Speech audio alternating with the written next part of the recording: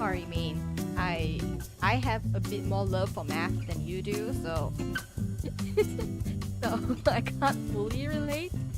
But when it comes to advanced mathematics, I understand. I do get depressed for advanced mathematics. And hello. Hello, good evening everyone. Just before I started streaming, it was raining so heavily. And I was like, yes, it's going to be a very cooling night to sleep into, but now I'm not sure.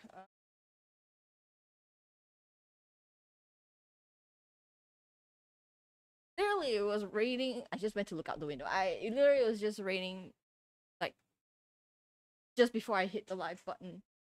And then now it's bone dry, so that means it's not going to be a cooling night. But hello. Hi, Main, and hi, everyone else watching today. Yeah, my character thing moves now. Yeah, because I had a flash of productivity on Tuesday.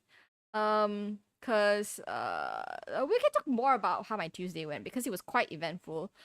For an introvert, mind you. But yeah, I've been meaning to do this for the longest time, and I finally am doing it. This is like the simplest thing that I am capable of right now in terms of designing my avatar and making it more interactive. So yeah, now I get to bounce around or just up and down, and you see me blink. You see me blink. Yes. Okay. So today is pure fiction. I think they just did a reset a couple of days ago. Yeah, they did a reset a couple of days ago. So, we're gonna go through this. It's I usually get 10 stars for this thing. So that's my current self-assessment. But we'll see. We'll see how this goes because full reward is 800 of these things. So this is very, very good for me. Okay. We'll teleport. How's my day? My day today, work was boring because I didn't have any work. Meaning I didn't have a lot of things to do on my to-do lists. It was just a couple of daily tasks and like one or two ad hoc tasks, and that's about it. Hello, Anna. Thanks for joining in. Yeah. Oh, you. I forgot to unmute the game. There we go. There we go. There we go. Alright. So yeah, we're just diving straight into pure fiction. Ultimate basic attack boosts. Okay, that's great. So the grid effect will stack with ultimate and basic attack, which is great, which is the two things that I am really good at proccing. So yeah, alright. So I usually start feeling like a bit challenged at level 3, but we're gonna start at level 3 anyway. Yeah, so my Tuesday, I did this spooky looking thing on Tuesday. So that day, because it was a public holiday in my area, I met up with some friends in the morning. I would say like from brunch, like early evening. So we went to this one event in how do I even describe this? We went to a pop-up event basically, but we are all stationary nerds. You hate the reset, not gonna lie. Okay, all right, I'm gonna try still. So yeah, I went to a pop-up event recently with a bunch of friends and some new people as well. We are all stationary nerds, and one of the stationery brands that all of us collectively know was doing a special pop-up stamping event. Basically, you go there, they have like special made stamps for you to get in postcards, for you stamping your journal and stuff like that. I had tuition the whole day on Tuesday. Even that's the student life, man. That is the student life. I think maybe, I don't know. Maybe you are one of the people contributing to Tuesday not being so busy for me, because like me and my friends, we went to the location and we're like, huh, there's a lot less people than we thought, because there was like public holiday, so we thought it was like, it's going to be bad.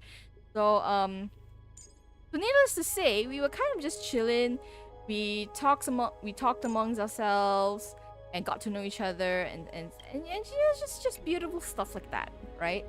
So I ended up meeting a couple of people, and also we was just talking about stationery, because we're all just stationery junkies. We're all just stationery nerds, the whole lot of us. Okay, so hold on, let me get this right. I actually should bring him here, and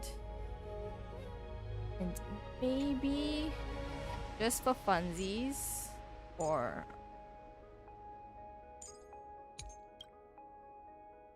okay.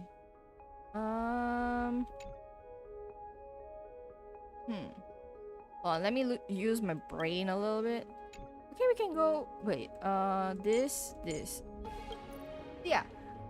So this brand, they are also known for like stamp pads, rubber stamps, and stuff like that. So this pop-up event was held in a Japanese restaurant, like authentically. I think it's a soba restaurant.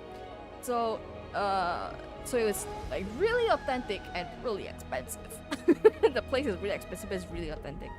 So so after we got together, we ate lunch in a separate area, and then we walked to restaurant. And then I think the owner of the restaurant was really sweet. He was a Japanese man who has decent English, like really good English, and he explained to us like what the shop was about, like, you know, specialty soba and things like that. And he also explained about the stamping event going on. Mind you, on that day, it was just my group was like like 6-7 people, right?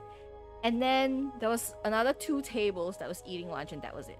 So the restaurant was pretty empty, which is good for us. It means we can take our time with the stamps and everything. And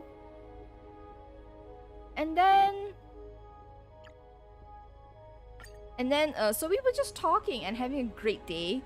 We're talking about life, just stationery. We were all stationery. Every one of us brought our journals for stamping. We brought journals, we brought some pens and stuff like that. And then usually these pop-up events, they have like a, what you call it, like sometimes they have like this wall which they put like a board up, and like, okay, like you can stamp whatever you want, and you can like leave your artwork on the wall, and like that will be like the thing that they use.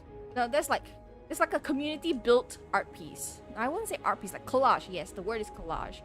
So it's like some people, I think they brought their children, and then their children just did some children drawing-esque things and put it up there. But some people are like just like, you know, those Instagrammable journal pages, you know, where they do a bunch of collages and it's all neutral colored, and you know, those kind of things. A lot of the wall was covered in that, and it was so, and it's like a mini gallery, you know. You just get to see like how people use the free stamps available and create something so beautiful.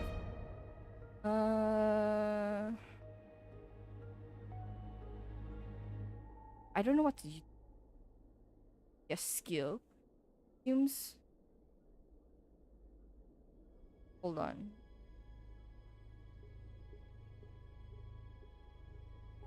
This will be good. Okay. Actually, I don't know. Right. At least you have fun. Yeah, I did. It's like, it's been a while since I met this group of friends, because our working hours don't match up a lot. So a lot of the times I usually go to their because they work in retail, right? A bunch of my friends work in retail, same place. So um so it was We easier need a for me, strategy. like if I had the time, I'll just drop by the store, chat a bit here Take and her there, and then like and like just catch up. I keep getting the hang in there, main hang in there. Step up, let's see ya. Okay. Yeah, so we ate ice cream as we did our whole journaling thing, and it was fun. And there were two special stamps. There were two special stamps in that pop-up event. One of it, you know, in Japan, they have these stackable stamps where you put it in like a placeholder and you stamp one time, and you stamp A, and then stamp B, and then stamp C, and then it paints a whole. It paints the entire picture, right? So the one that I saw, the one that was there, it was a 6-part stamp into a postcard, and it was a bowl of ramen. So at first, like you stamp the red, and then you stamp the green, and then you stamp the blue, and then you stamp the gray, and it comes out into a picture. So that's and like you get the postcard, and then it was so beautiful. I don't know if it's just it's such an experience to stamp even. I love that stamp. I love that stamp so much. So yeah, so then we have a second stamp. Ask Marty. I don't know, we can try, but I don't know. I forgot a lot of the calculus laws already, but I don't know. Curiosity. Yeah, another of stamps that we got to stamp was a little bit different. So that one is the same concept of stacking the colors of the stamp to create the actual colors, but also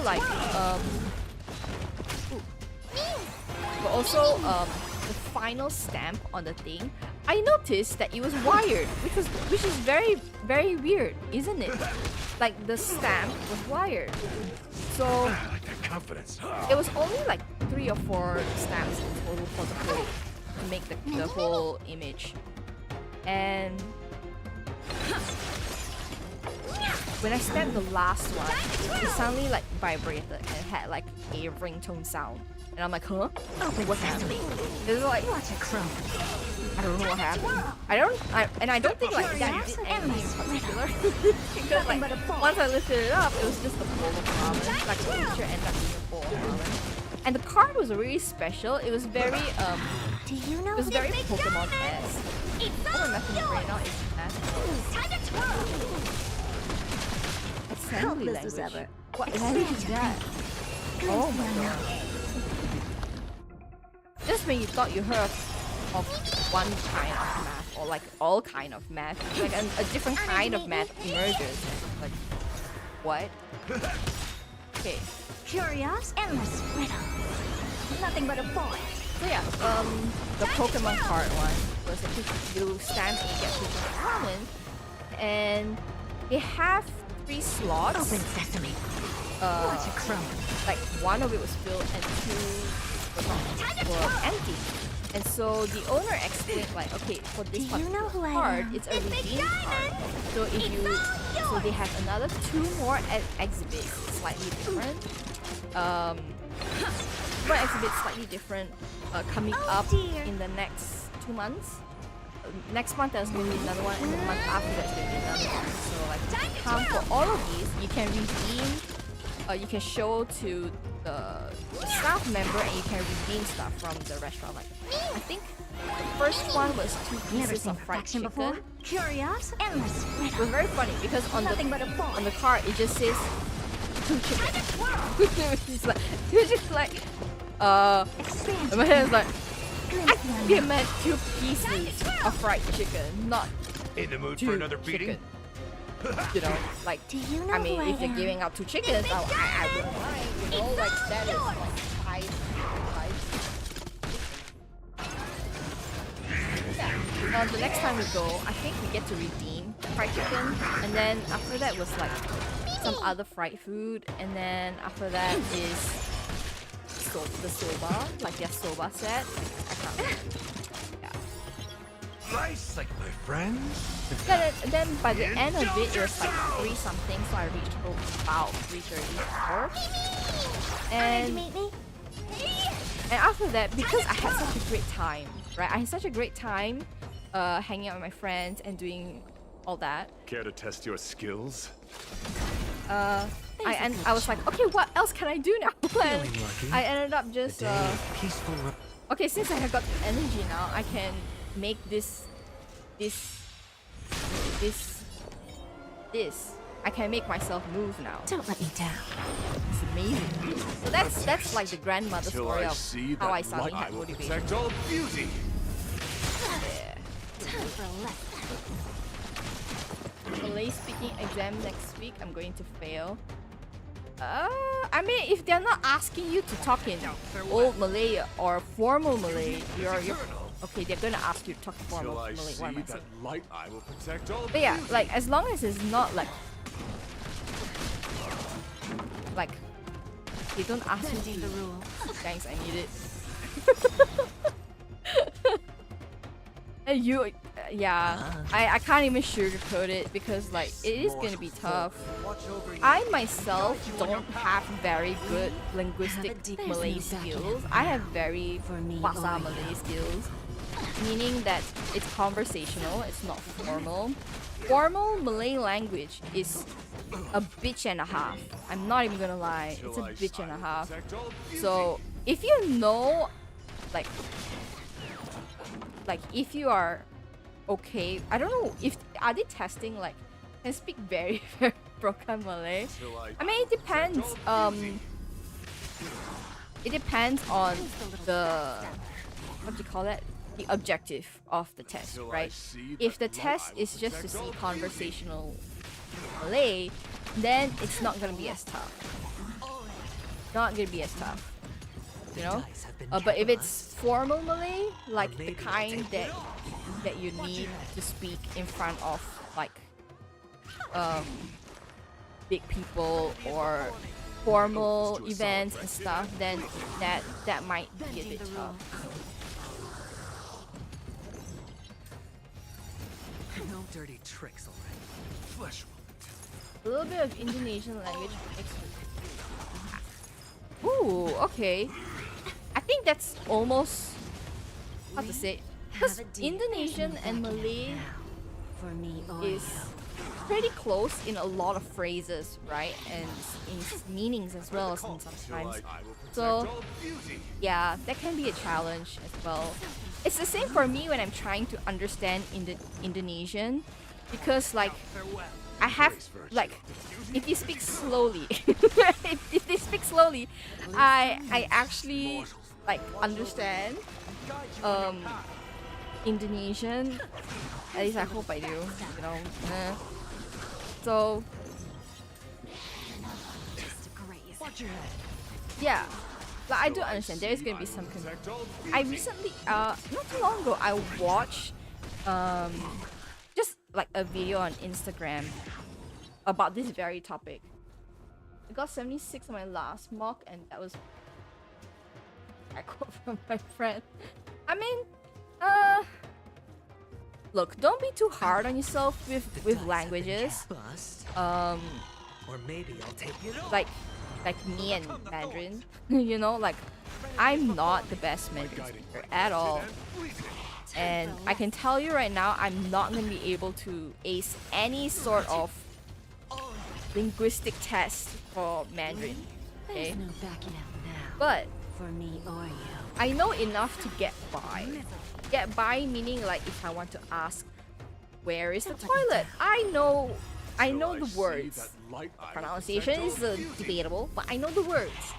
So language is, I feel like, even if you, I mean, forget about failing and whatnot, right? But if you're able to, in the end, speak the language to help yourself, then that's a W in my book.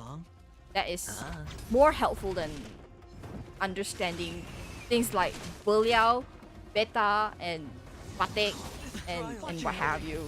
You know. Give an inch and they'll Who's the little backstabber? This mortal form. Watch over I wish we're speaking these exams were in Mandarin and my writing okay, my life would be times easy. You can speak and like, you know, being able to speak and listen in Mandarin is a huge win in the corporate world, in an adult world, in getting hired, because technically, it's not technically, this is actually true. If you are more proficient in not necessarily writing, but speaking in Mandarin, you actually do have a better chance at getting hired, because employers actually do value Chinese speakers, especially like when dealing with customers or clients, right? So you don't need to worry about that. And then writing and reading exam, if you're in Malay, you're fine. You know, because you can still read official government documents. Like, you know, you can still read those things. How about Korean speaking? I think speaking is great. If you can speak a foreign language, you that's like half the battle when you go to that particular country, especially. I mean, like, yeah, for you, like Korean speaking, I think, I mean, if you can speak Korean, is it easy? Okay, Anna, can you read Korean though? Can you like read Korean? I don't care about writing, because like in all likelihood, I feel like writing a foreign language might be a lot harder than people make out to be. But I think like for Korean, at least for myself, reading and speaking is, I read better, I think. Yeah, okay, reading, right? Then that's good. Then that's good. I mean, of course your market might be smaller, but you know, being able to be qualified to be employed in a different country is always good. I understand everything someone is saying in Chinese, but under pressure I cannot speak. Like, everything I need to say disappears from my brain. Yeah, I mean, that's hard to overcome. That is hard to overcome. Yeah. I have the same problem when I actually started streaming, because I'm the kind that I don't talk a lot. Like, before I started streaming, I don't talk a lot at all. It was always during work. And when I come home, I'm silent. Like, I'm silent. My mouth is closed. My mouth is closed for like literally 12 hours of the day. Or more sometimes, actually. Felt that too here in Korea. I think it's valid in whether you're proficient in the language or not, because this is more of a, like, being anxious, being nervous, not used to talking in front of people at sometimes, and then it's just also like the group of friends that you have might be different. It's a whole thing, right? It's a whole thing. So you don't need to, how to say, it's not as bad as it seems. Yes, it's not as bad as it seems. Like, for me, my strongest language is English, and even in English, I cannot form words like before streaming. I specifically started streaming because, one, I was alone. I was alone, and like I needed like an outlet of expression, and for me, talking and sharing is one of them. And I found streaming to be an easier outlet than going to, like, I don't know, a social event, a social group kind of thing. It's only I think it's only within the last 6 months of streaming I got better about I find that I was better about talking in front, or like on stream. That I don't have too many blank, well, I still have like blank spaces and stuff, but I don't feel so nervous about talking now. It helps that on stream it's a more forgiving platform than like an official exam, or like, you know, like with new people that you just met. So for me, my problem was always about trying to social, trying to function in a social setting. And one of my biggest weaknesses is most definitely like is most definitely like my anxiousness when talking to people. So yeah. I try my best, as always. We all try our best, right? With language, I think it's just gonna take time. That's why I'm how to say, yeah. Same thing for Malay. I can understand with examiners saying can't form the word. Yeah. Sometimes for me, right? I think in a mix of like my brain, like the way I think is in a mix of pictures and like physical sentences. Like I see the word book in my head, like the letters BOOK, right? So when I am like, let's say for Mandarin, I like I want to say something like, let's say I just something as simple as like, where is the toilet, right? In my head, I'll be like picturing myself pointing to the sign toilet and but not being able to speak.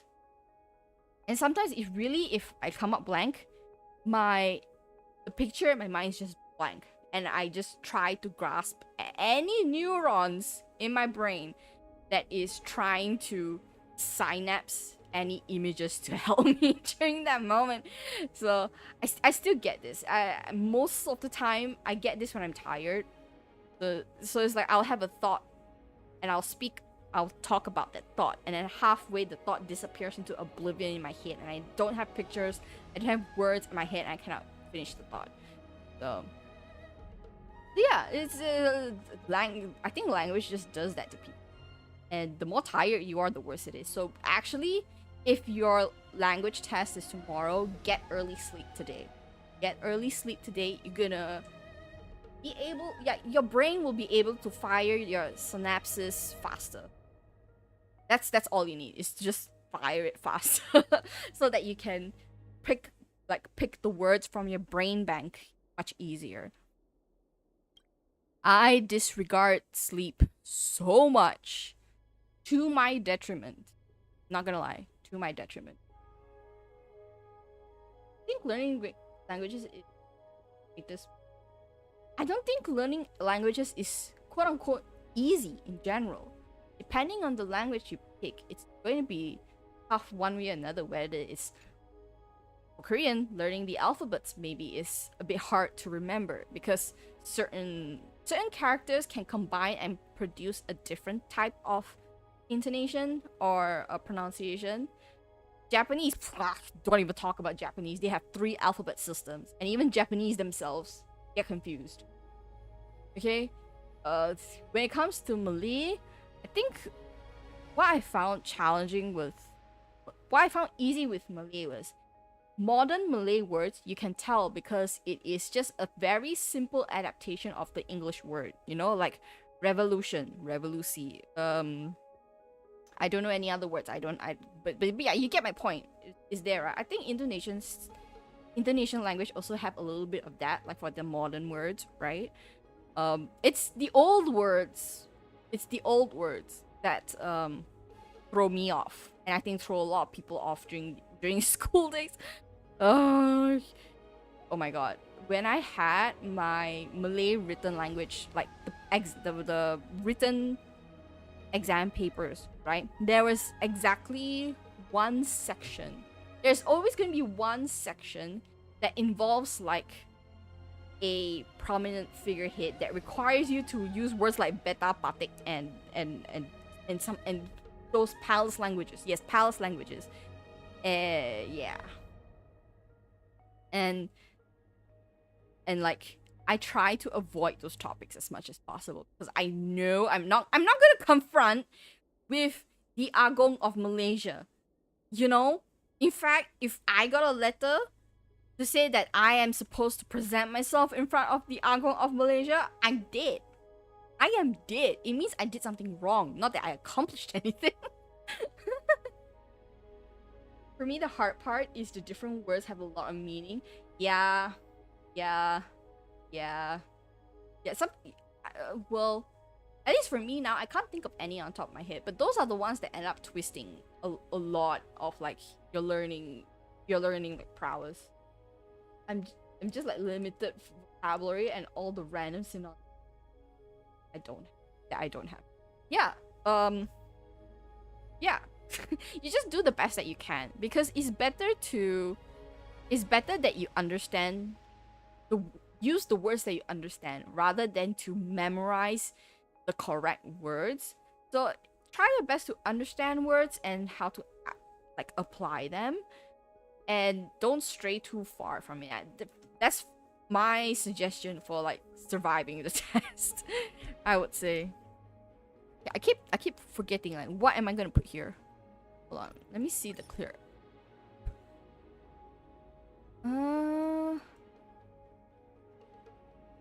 Oh, they just disregard the bottom one and just bring. Okay. Well, hold on. Follow your heart and tembak the other. Yes, just tembak. Dude, you know, there was, oh my god, the whole like primary secondary life was just tembak answer. You know, my personal favorite is that if I use, okay, let's say in my last 10, like 5 to 10 questions, I answered a lot of B's and A's, right? And like very little D's. I'll be like, okay, I don't know how to answer this question. I've not chosen C in a long time. I will choose C. I think that's like a common strategy, isn't it? It's a common strategy people use.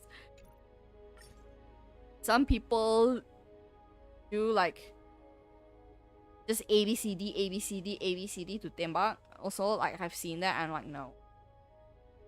There are cases where it's also like 4 A's consecutively, and then like it can't be A. It has to be like B or C, and it can't be D because on the MCQ paper, D is too far from A. So your P brain at that time will be like, then the other answer is not gonna be D. It has to be B or C. You know, like this all these kind of children-esque logic behind it, and you're like, oh my gosh. You're like, just, oh my gosh. Like now that I think about it, it's like it was not backed up by science. Not one bit. Not backed up by science. It was funny though. It was very, very funny. Okay, let's change this. I don't know. For me, speaking is the hardest because you're put on the spot and you have to answer me at time. Yeah, yeah. That is true. That is true. I think especially if you're like learning a new language or like you know the language but that you're bilingual or you're trilingual, and like the dictionary between the 3 languages just muddles up in your brain. Like, it happens. I get it. You know? Okay, hold on. Let me bring you here, and here I'll bring Madam Emma Sprite. Okay, finally we get to go. Alright. Let's see how bad or how good this is gonna be. Take a look. Now, how should I dispose of Wow. Okay. I think of Chinese every time I Let's see it. What do you think? yeah, it's like, right, you can't help it. Like, suddenly, like, just a different dictionary will open up in your head, like one that you actually don't want to use. Curiosity? Endless Yeah. riddle. For me, it's the same. A lot of times, because in my office, I mostly have Never seen professional Malay stage colleagues, so most of the time I speak Malay, right? And like a lot of times I know the word in freaking English. But like the word in Malay escapes me. So a lot of the times I'm like, what is this word in Malay to my colleagues? A lot of the times. There are times where it's the opposite, where I'm trying to speak English, but the English word doesn't come out, but in my head the Malay word is there. Yeah. I think like, yeah. I think if you know a lot of languages, the dictionary in your head will just end up being jumbled. It's just end up being jumbled. Endless riddle. It is not helpful at all. The only time where my Mandarin, right, was helping me ace was during that social event that I went to last weekend. Because I met two girls. They primarily speak Mandarin. They know enough English, right? So we were on the topic of languages, and I told them like, yeah, I can speak a little bit of Mandarin, you know. Nothing but a boy. And then they started, you know. So it went to a conversation of like me trying to find someone during that event, which was like, no, that's not why I went to the event. But yeah, I told them to shut up. I just told them to shut up. Particularly, I said the word 闭嘴, which is a very China. It is the word shut up, but it's mostly used by people in China rather than people in Malaysia, because people in Malaysia just say diam. You know, that's what I was told. People in Malaysia usually just use diam, and I'm like, oh yeah, makes sense, because my friend says that as well. But I think that's a Cantonese dialect, if I'm not mistaken. Cantonese dialect, which I'm not mistaken, in the KL area, Cantonese is the more common dialect. Oh dear, I'm not doing well for this. Die. Curiosity. Endless riddle. Something that doesn't help is that I don't really speak much Malay outside of during Malay class. I don't get a lot of practice. Yeah. I don't Watch. have time for games. Open sesame. Glimpse the unknown. Oh nice. Oh nice. Step up, let's see. How's this taste? So you do this. Okay. Friend? This is worth learning. It's the same with, yeah, me and Mandarin. Outside of watching drama, Do you know who I am? watching Chinese drama, I don't really practice speaking Mandarin a lot. And my Mandarin is not the localized Mandarin, which is has, at least from what I observe, a lot of mixed Cantonese inside of it. It's more of like China conversation Mandarin. So I didn't realize until that day when someone pointed out during the event that was like, oh yeah, because she specifically said, do you watch a lot of Chinese drama? And I'm like, yeah, like the ones in Mandarin. And and then she's like, oh, okay, yeah, that's why. That's why you speak like that. I'm like, okay, it's not a bad thing. Okay, way to go to make me self-aware about it though. Nothing but a boy. Oh. I don't have time to expand your thinking. Glimpse the unknown. Ooh. Let everything explode first. Right. Do you know who? This big diamond. It's all yours. So yeah, I did at one point try to learn Korean.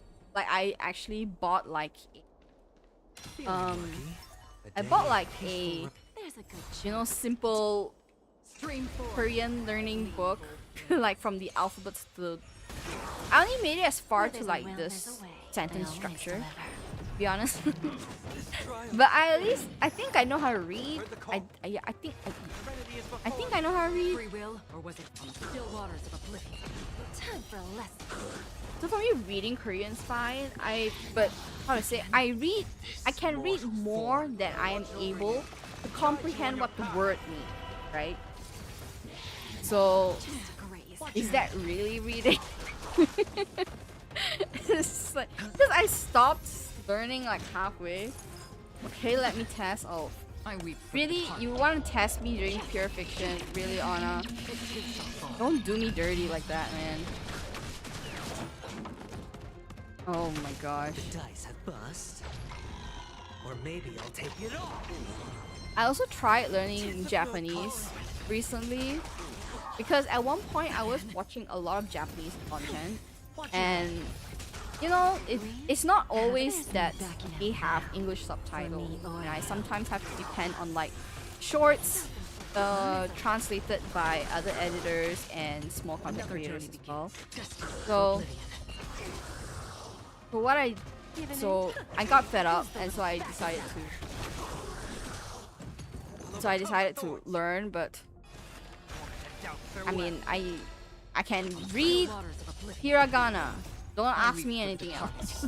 I can read hiragana, but I think even now, because it's such a tough alphabet system to remember, like I don't know if I remember like a lot of things from like my hiragana.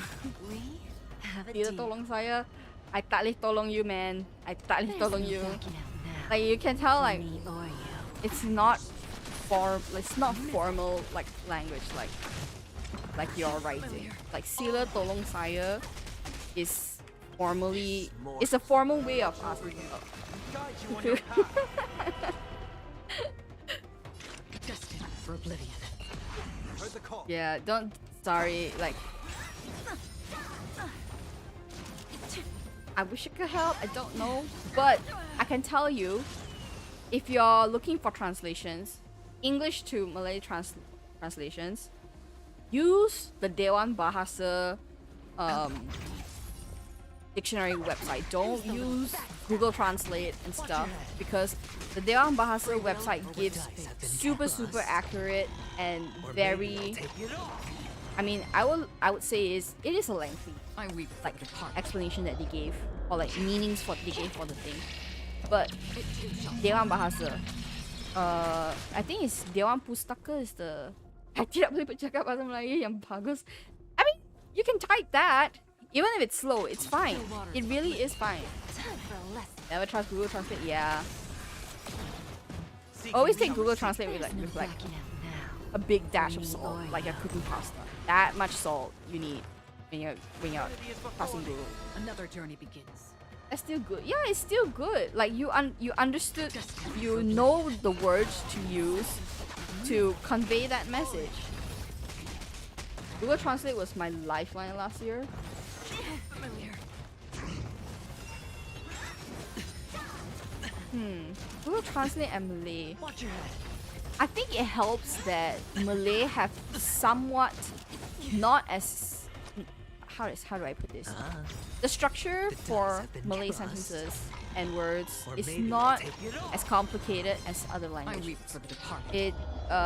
It follows pretty much a similar system to English, you know, similar system to English, and it's very easy to spot like the subject, the verb, and stuff like that, because they keep that pretty noticeable, you know. Again. I didn't know pencemaran was pollution until yesterday. Well, now you know. Now you know, Watch your head. and it's great. This But I mortal doubt, form. Watch over in my experience as a national school student, right? The only time you use pencemaran is in something like a hyperbole or a simile, like the Malay version of it, of course, and also when actually describing pollution. Or maybe Other than that, you weren't use pencemaran. So to be fair, one of the most all-time favorite topics for exam is pencemaran. So For me yeah, or you. this is coming from someone who was a student up until like a national school student up until 2013.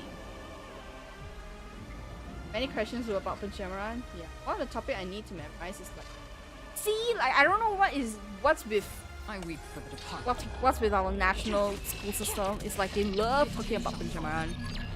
I mean, granted, it is a social issue that farewell. that people should learn. But Still waters of oblivion. yeah, and global warming and stuff. Yeah, it is something that's so close. 51, 72. Okay. Yeah, but but how to say, if it's a topic that you already know in let's say English, like you understand the words in English, actually finding the Malay counterpart of it is not that difficult. But I will say, although Google Translate, you take a grain of salt with it, you know, but it's actually, the translation is not bad, I would say. Memorize all the things. What starter thing? Like, you know, like the whole introduction paragraph things. Usually is that, isn't it? Whole introduction stuff. Kalita Hai. Oh, okay. Yeah, they are starter thingies. Uh, have you remember the easiest one only if you don't? Yeah, that's true.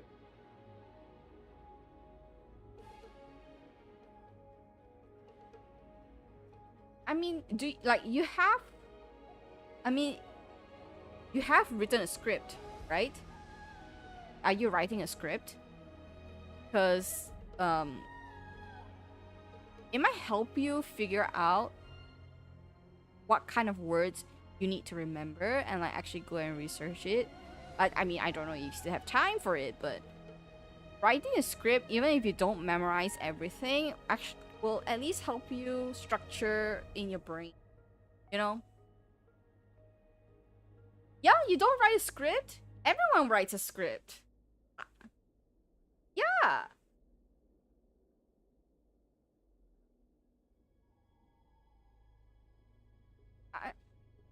I'm okay.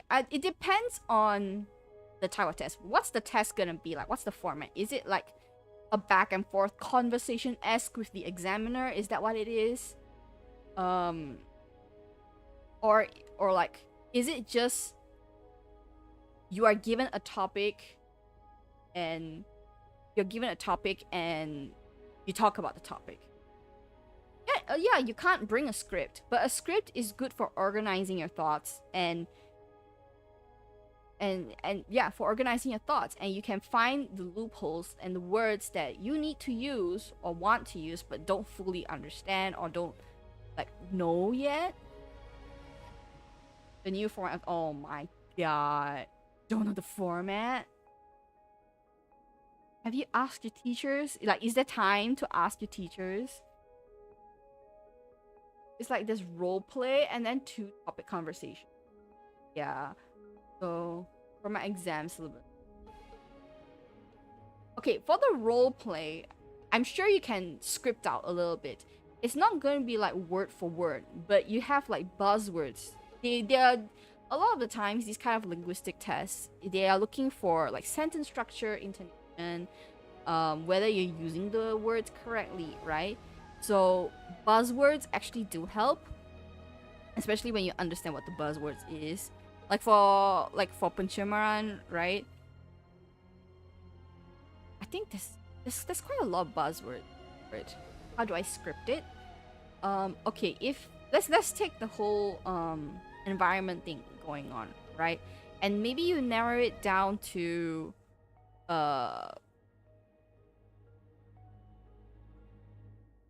one thing, like water pollution. Okay? So you can talk about, so basic things is like you can talk about the cause and effect. So you can name like 3 causes and 3 effects. And that's literally your script. That's it. Because to talk about that is probably about 5 to 10 minutes, depending on how proficient you're speaking, how quickly. Yeah, you practice the questions. It's yeah, you just practice the questions. It's exceptionally helpful if you have, let's say for the test, the examiner is going to test you 3 questions, but the students know a set of 10 questions that the examiner could choose from, and so they kind of prepare like each questions uh not like very in depth because you won't have time to prepare 10 questions, but maybe like you prepare like, okay, if he asked question A, this is point 1, 2, 3 that I can talk about. If you ask question 8, I might be shit at it, but at least know 2 points, that kind of thing. Because I've been procrastinating like wait, ha ha ha ha ha. Yeah. Usually this yeah, it's on Tuesday. You got time. You got the weekend. And since you're like short on time, right? If you know roughly what the topic, what the questions are going to be, what kind of role play it's going to be, you can prepare like an overall general bullet point list of what you can talk about and what are the key words that you don't really remember now. You just practice those. And yeah, it helps that you treat it like an interview, right?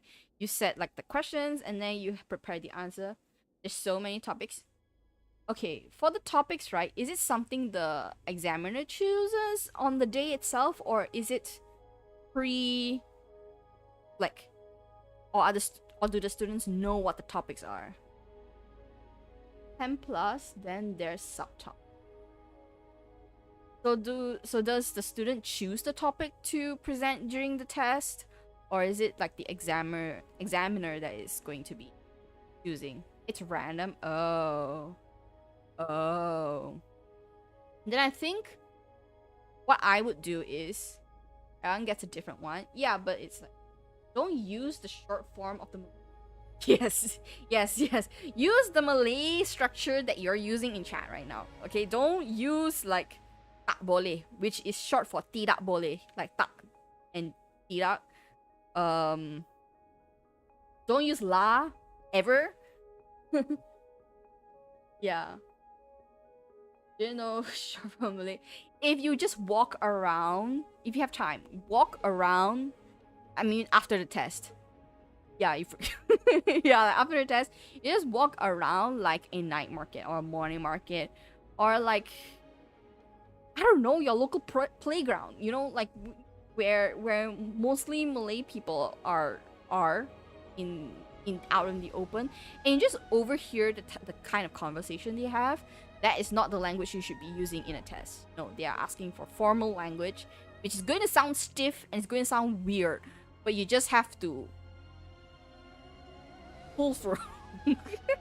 I hate Malay formal language. It's sometimes so convoluted because when you receive a formal letter in formal Malay language, they use a lot of flowery arrangement because that's how the formal language is. It's quite a lot of flowery arrangement.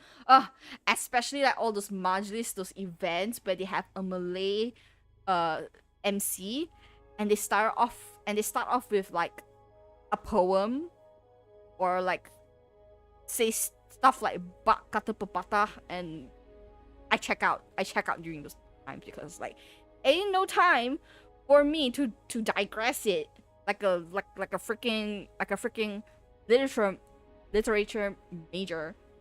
No. just say Datok so and so is coming up to stage to give his speech in Malay. You don't have to say, we shall now invite our most prestigious guest all the way from God knows where. Datuk someone, and then ends with dipersilakan. And I'm just like, oh. I also didn't know Majlis went until... Well, now you know. See, now you know. Oh, Majlis is also a word that can have two meanings, right? Majlis can also describe a body, like an association, a body. Like MPPJ, Majlis Pembandaran Petaling Jaya. So it's the I actually don't know the English translation, but it's the like city council the it's like the government body for Petaling Jaya that takes care of the Petaling Jaya affairs. So things like cleaning the streets, signs, road signs, these kind of things, right? So Majlis can be that also. That's the most accurate representation event FCT. But you have to make a speech. Yeah, I've sat in my fair share of formal events. I live in PJ. Oh my god. Yeah, so yeah, that's what MPPJ is. Like you instinctively MPPJ is the place you go when you want to like file a complaint about a about a public, like there's some public damage, or like some stuff need to be fixed, some roads need to be cleaned. You go to MPPJ, right? And it's like a city council basically. Yeah. Don't worry. You just have to wait another week from the end of the stream, and no one will see this chat. No one will see this chat already, because like my VOD is only gonna exist in YouTube. Fine. I mean, I can block it out, so it's later on. Don't worry. Don't worry. Yeah. So yeah. Didn't know that, damn. You don't know, like, all these government bodies have their own website, right? And they tell you, like, what you can go to them for. Well, one of the biggest thing is, like, city cleanups. Like, if there's a place where, like, someone illegally dumped something, you can actually report to MPPJ or, like, your local city council, you know? It's only the area, like, I mean, it's a different thing if other stuff were revealed, but yeah, I don't go out of my house a lot as it is, so very unlikely that people will find me in the wild. Okay, I'm gonna change this guy for someone else. I think that's the play here. I don't know who else I can.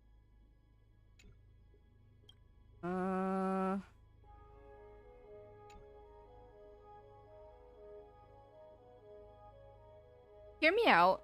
I want to bring Serval. Because AoE damage. We'll try this. Yeah. You lived in Seoul. Yeah, on math homework. How to say? If you have 10 questions and you completed 6. Completed! Not to say it's correct. But the real me is better. You completed 6 questions out of 10, you consider you've done your job. It's fine. It's fine. If your teacher, you just have to make sure that if your teacher is asking for a show of hands, that you act as natural as possible so they don't give you the stink eye and choose you. Perfect. Home alone the whole week? Life, bro. Yeah. Yeah. Sometimes all you need is just time alone, and it just helps clear the brain. Just helps clear the brain. It's just you and your thoughts, and just taking care of yourself. Taking care of yourself might be a bit. Step up, let's see ya. 20 out of 25. Good enough, bro. Good enough. Seriously. Now, despite me saying all this, right? Please try your best in your education. And I got 3 wrong. See, that's good. That is good. It is good. What kind of mathematics? Is this regular mathematics or advanced maths? Advanced maths meaning like just calculus and stuff. Like, either way, it's good.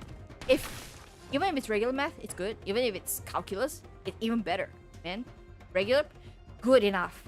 Good enough. Very rare are you going to use decimal points. You know?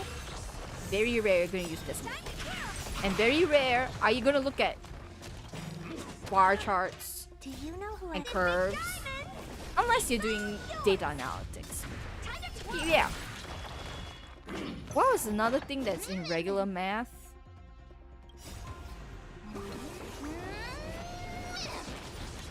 I don't know.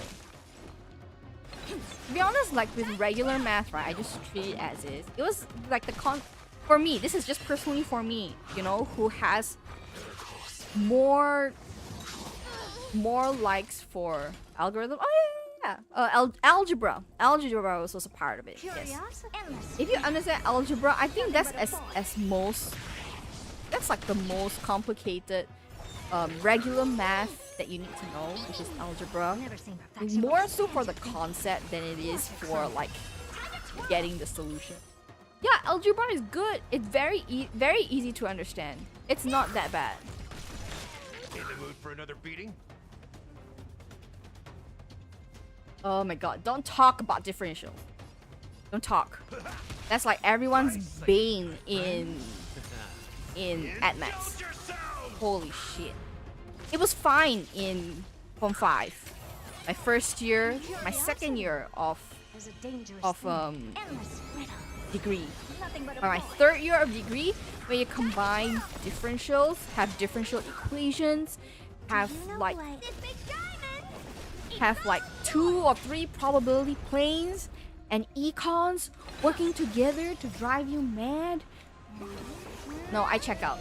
I check out at dy dx, even second degree of dy dx, and that's as far as I go. Open As sesame. far as I go. For differential equations, I only think we made it to second degree. What subject did you do? My degree, I studied actuarial science.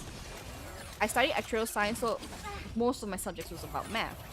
So I had financial mathematics, probability and statistics, algebra, and calculus in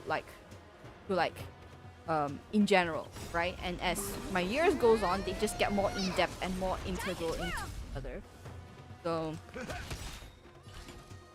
yeah, that sounds smart. Curiosity. I thought so too, but no, it was Nothing there but were more people smarter than me. Trust me, there were more people smarter than me in this this degree of mine. open sesame. I was lucky that my first and second year I could cope. My third year I was actually coping, like inhaling so much copium. I was inhaling so much copium in my third year, so much. Because it's like I had one subject that was combining economics, probability, and calculus in one subject, right? I had another subject that was combining probability and algebra, somewhat. Yeah. You're much more suffering. Okay, what are you studying? What are you studying then? I would like to preface that actuarial science is one of the more harder mathematics degree to take. So I am just lucky I did well enough in my first 2 years that I averaged out when I got my diploma. Oh my god, cybersecurity. Okay, I take that back. You're doing well, Anna. You are doing well. Cybersecurity? Gosh. In the mood for What code are you learning then? All things need to be up to date. Yeah, that's true. Especially when like slice like it's friend. sometimes very iffy when things like that get updated and when they get outdated, right? And then there's also like things can either get updated so quickly Endless riddle. or very slow. You know, like that there is a point in everything in technology where it's like coding. I know many. Oh gosh, then you're more fortunate than I You know am. who I picked very random subjects. My parents wanted me to do computer science. Okay, I'm talking from your parents' perspective, right? Because Open sesame. Glimpse the unknown. because I also look up on like the career for computer science. The whole thing with AI, right? Computer science will be more relevant in the future in the job market. I don't have time for curiosity. That's just how it is. Nothing but a point. Oh, assembly. Oh, okay, assembly language is a coding language. Oh my god. Expand Okay, C++, and Java, I know they are development languages, but Python, I think, is the most versatile language ever. Do you know I know who I basic am? Python in that. Dude, develop on that Python. I'm telling you, develop on that Python. Because for me, in my university years, I did not learn Python, which is actually very sad. So when I started learning, I think early last year, I know the concept of Python. I know how to read Python code, but don't ask me to code Python. Don't ask me to code Python. Forgot most of it though. Try to keep Python like consistently, because it's gonna help you a lot in the job market. I will tell you now. Unless Python becomes obsolete in the next, I don't know, 6 years, which I highly doubt, since it's like such an open source coding. Feeling lucky. Unless that happens, There's a good child. Can't stop the run. it's like Python's gonna be super useful. It's very versatile. You can Where use there's it a will, in there's a almost way. every Don't let me corner down. where mathematics is. On my way to develop an antivirus for my final year project. Wow, that's actually very ambitious. Time for a lesson. It's so good that you. Yeah, that sounds smart. That really does sound smart. That really does sound smart. Wow. Good luck though. Like really, good luck developing that thing. I know you're going to do very well. I know you're going to do very well. Still waters of oblivion. I weep for the departed. For X in range. For X in range. For me, if I have to say, right, I think Bending the rules. Watch your head. I'm more confident coding in SQL. But I feel like you cannot compare Ready to lose SQL and yourself? Python. Or SQL with other programming codes. A coding language. Because I hit the mark. SQL is specifically for data There's no management, backing out in now. a sense that you're For me pulling or data from a database or a data bank. And The that's dice have been and bust. SQL is capable Or of doing maybe I'll that. take it off. And I think most of the system, like the data management systems, they run on SQL. So I don't know. You know how to use SQL? Of course you do. Of course you do. Of course you do. Okay, hot take. I have another friend who says that he finds Python more Just graze. Free will much more or easier what than fate? SQL. And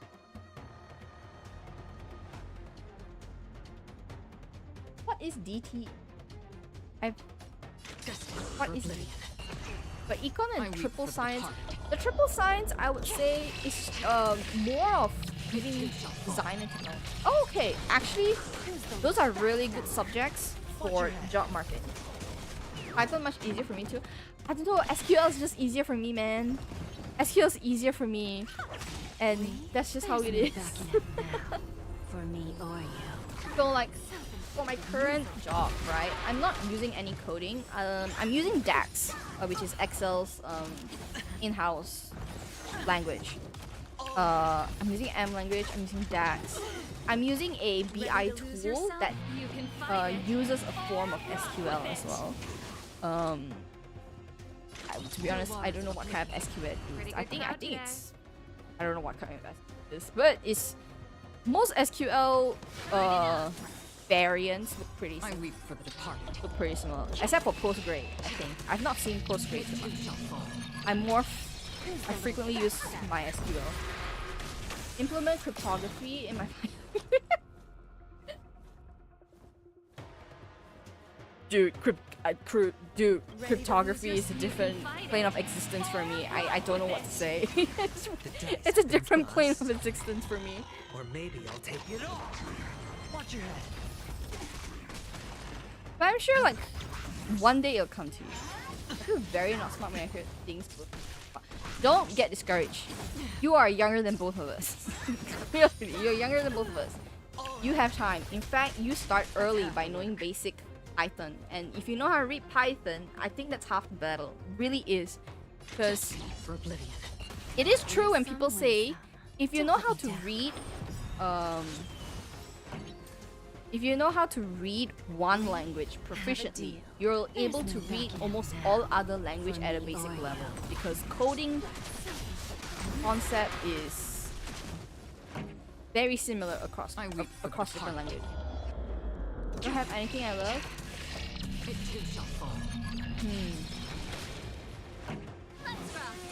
I had the same problem too. I didn't particularly love anything. For me, the math subject was easy, which is how I ended up in, actuarial science, right? But I'm not utilizing my actuarial knowledge. In fact, I don't remember actuarial knowledge. Or maybe I'll And take it's it all. and by the time I graduated, it was such a concentrated market already with very low openings, because per company people are not going to hire 100 or even more actuaries. I think the largest team in Malaysia back then, I don't know about now, but back then, Opportunity meaning doesn't like knock at on this its point own, 10 years you know. ago, the largest team of actuaries was about 50. That was what we were told. Start thinking from now if can. Yeah, that's true. I think a lot of it comes from just simply trying new things. As cringe as that sounds, a lot of it, having an interest on what you love to study really helps. That is true. That is true. Give an inch and they'll take I mean, one thing you can cross off the list is languages, so you know, like one less topic for you to get to like think about, right? So yes, interest actually does help. For some people more than others, for some people more than most, you know. Me, for one, I understand that There's no backing out. the more I like something, the more likely I am more motivated to. Oh, I didn't get it. Oh, but it's a new record. Okay. The more I like something, the more likely I'll be motivated to learn. I don't know if I'm going to do corporate because my family is into. That sounds boring. Then I would see. I don't want you to pick corporate out as an option, because when you're starting out, do architectural stuff. This is also true, but when you're going into the job market, unless you are exceptional in business planning, in planning your model, in planning HR stuff and stuff, like things to get your business running, unless you're exceptional at that, I don't want you to discount working for someone, right? Because you gain a lot of experience in the working in like work and stuff, true, but also in terms of working with people in the industry. I think that social interaction with your coworkers is a much crucial skill to learn than industry knowledge, because industry knowledge is everywhere. Be a company advisor, that's good too. That is good. These days there's a lot more options with people going like just what's the term, being freelance and stuff. I think I used to want to be an astronaut when I was younger. Then I want to be I think a lot of us as kids, we have that, right? When I was younger, I didn't have a thing that I wanted to be for so long, but in Form 3, I wanted to be an artist because I was drawing so much at the time, and I loved drawing even though it was difficult. And I was much more creative back then, at least in terms of drawing. And then I got serious about music. I was going for piano lessons, I was going for flute lessons. I was in like my local community orchestra group. I was in my school orchestra group. So I thought, okay, maybe I will learn how to be I want to be a musician, like, you know. When it came down to it, right? Call this well, actually pretty artistic too. I just realized, yeah, architecture and engineering is in essence a very creative job, in a sense that you're going to use a lot of creativity to come up with solutions, right? I wanted to be a forensic since I love watching series. That's also true. I watch a lot of those crime. Yeah.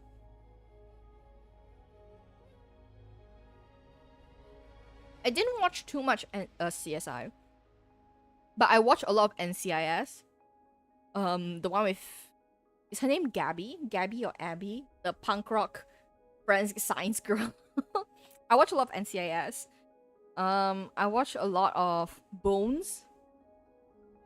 I watched a lot of Criminal Minds as well, but that's like me getting the psychology geek out of me. Parents enrolled me into a lot of random classes when I was younger. I play piano, guitar, I play violin. It's experience. Even if you don't end up following through, I think it's always good to give it a try and then decide for yourself if like it's something that you want to continue doing, regardless as a career or not. But even today, typical Asian parenting. I know, right? Yeah, I don't think my parents sent me to as much stuff as you did, but still, for an average person in my area, I went to a lot of different classes as well. And I read a lot, like just read novels. So a lot of my experience came from reading as well. Yeah, it's good to identify what you like, and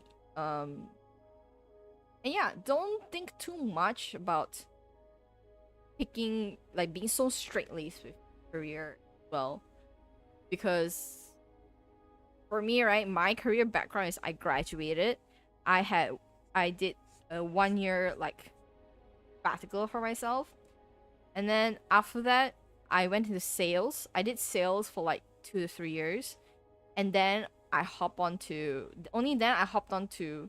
data analytics, data analysis, and even then it's pretty much basic data analysis.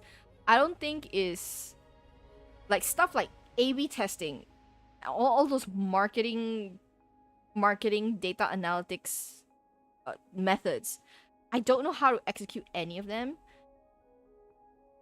But if you give me a set of data and you tell me like, okay, like what does this data mean? I can give you something.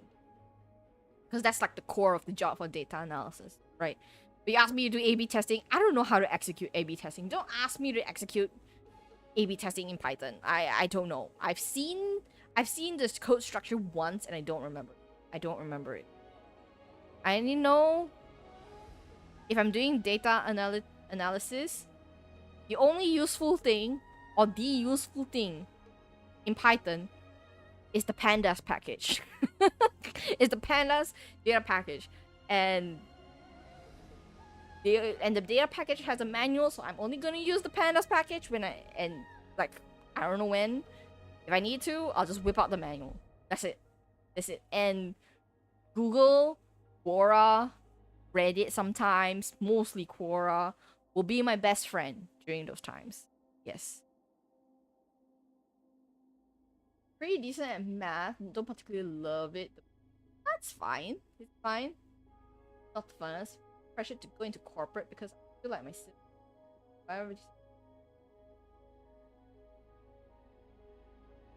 Be like me. I literally, how to say? Okay. For me, right, my entire family, including extended family on both sides of the family, majority of them are in medicine. So everyone has connections here and there, and everyone is in some part in medicine. Some are surgeons, some are dentists, some are psychologists. My sister is MO, my brother is going to be MO. My parents are family doctors, and many, many more, right? Many, many more. And for me, I didn't want to do medicine because, for one, I will freak out. It's either that or doctors. Oh my god. I didn't want to do medicine because I know I'll freak out. And which is why, and I couldn't think of anything else. So I went actual science. But I think what I didn't do very well back then was that I just went into it blindly. I didn't really fully understand what the industry is gonna be, and what entails to work in the industry. So coming out after I graduated, I felt very, very lost. I felt very, very lost. Not and like I did, like amongst other things, like I wasn't doing well after I graduated.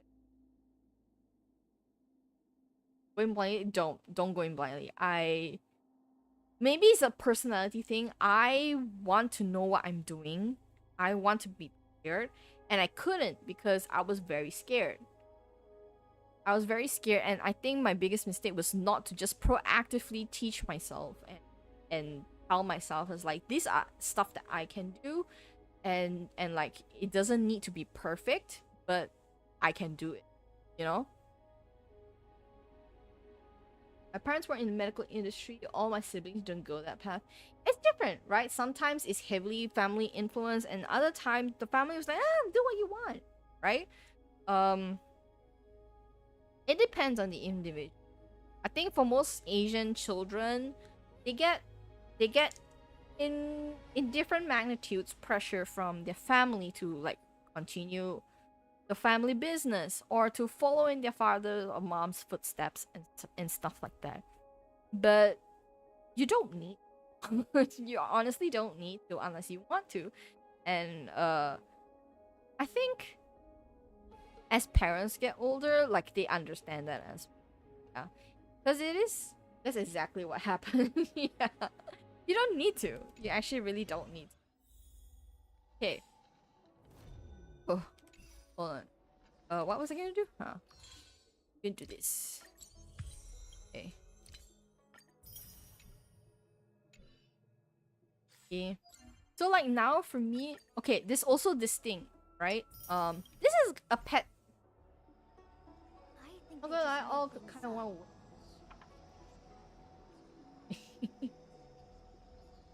to. You when how to say? I don't know about the older generation, but I think like people in their 40s and 30s, it kind of understands like no matter what you're studying in uni, like when you come out, this is not 100% that you will work in the same industry that you studied, you know? Because that's just how it is. It's like reading the manual of building a furniture from IKEA, and you look at the manual and it's only like 5 to 10 steps. But then when you have the thing in your hand and it takes you the entire afternoon to build the thing. You know? And then you wish like, oh, I wish I bought Model B instead of Model A of this freaking furniture, you know? So like you make do with the cards that's dealt in your hand at the end of the day, right? University degree is definitely a plus. It's definitely a plus. There is this movie clip. I don't know. Is it Rocky? I don't know what movie it is, but it was Sylvester Stallone, right? And it was a scene where he was driving the car and talking to another character, and I think he was kind of like taking care, or at least being a guardian towards this kid, and he wants this kid to go to university, and the kid was like, why do I need to go to university? Like, I'm not gonna make use of it. I'm not gonna be able to go in university, in a good university at that even. And what Sylvester Stallone said was, the whole point of going to university isn't so you can achieve all A's, or be valedictorian, or be exceptionally or very good, or even just good at a subject. Is you go there and you show up, and when you show up, it means that you have character of working hard, of trying your best. Yeah, you sound very wise. I better be wise, dude. I'm freaking 29 this year. I better be wise. Shit. Oh my god, my entire 20s is not marshmallow and roses, man. My entire 20s was a lot of tears. My entire 20s was a lot of tears, a lot of relearning stuff, and mind you, because I didn't have the best social upbringing ever. I didn't have the best social upbringing, so I had to relearn things. And it's harder to relearn things when like a lot of your social cues is set by habit of work environment, you know? Targeting to graduate at least. Yes, that should be your target. That should be your target. Definitely. Target to graduate. Because when you graduate, that tells any employer that at least you did the work. If you're not the best, but at least you did the work. You know? And there's always hope for people who did the work. Always. No matter what kind of skill set. Whether it's intellectual, whether it's practical, whether it's artistic, you know, whether it's linguistic even. Yeah, you got this. Definitely. You too, man. Like, you just do your best. If you're going to do this test just to pass, right? You don't need to get an A or B. If C is your passing grade, go and get a C. And let that be your goal. If you achieve more, then great. If you can achieve more, also great. You know? Don't be so hung up on the golden A's. Because trust me, I was a straight A student up until secondary school. Including my first and second year. Okay, second year I didn't get straight A's. But my first year was pretty much straight A's. But did I come out okay? Very debatable. As someone going to therapy and also working out through her many issues in her brain, very debatable, I would say. But at least I have a sense of morbid humor, I think. Yeah, I have a little bit sense of morbid humor. Yeah. I can at least laugh about it now. At least most of it. Some stuff in my past, I still have the, I think, high standards. I think high standards. I think by trait. I think like people these days when they see people like achieve exceptional results or exceptional achievements, right? People compare, and I don't think that is a action. Like, I think comparison is something that you can't really avoid in the beginning, because you see others have better opportunities, are happier because they have better results, and you're like, oh, I want that for myself, you know? And fine, you know, but don't drown yourself in comparison. Really don't.